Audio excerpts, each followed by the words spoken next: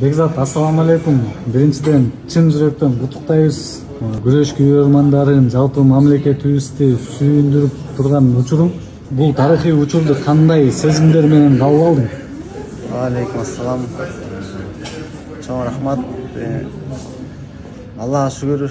Аллах бизге ушундай возможность берипти. Жазылган тарыхты кайрадан жазып дегендей.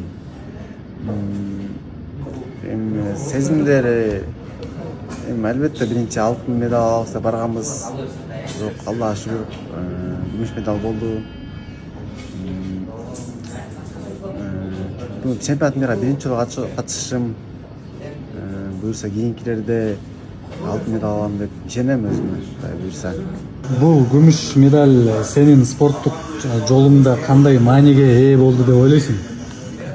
Бул күмүш медаль мен үчүн өтө бир чоң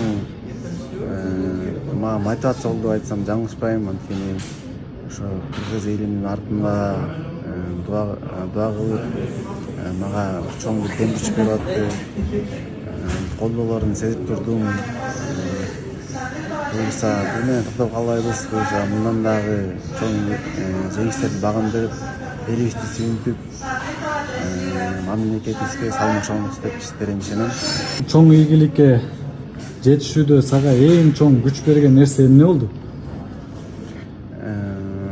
Эң күч берген нерсе бул үй бүлөм, анан кыргыз элим.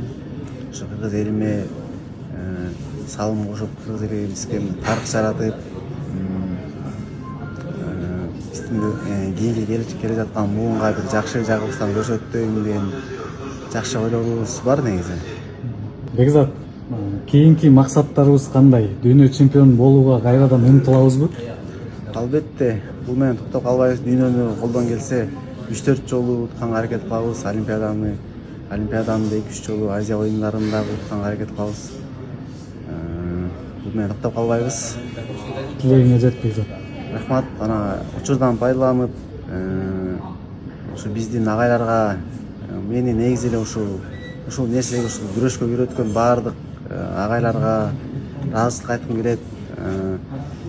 Жана ошолордун ичинен өзгөчө мындай биздин Изабеков Сынарбек терең ыраазычылык айткым келет.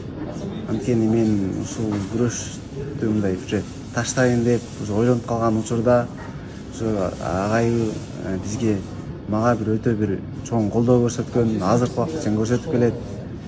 Агайдын ушу үй бүлөсүнө негизи терең ыраазымын. Чоң рахмат.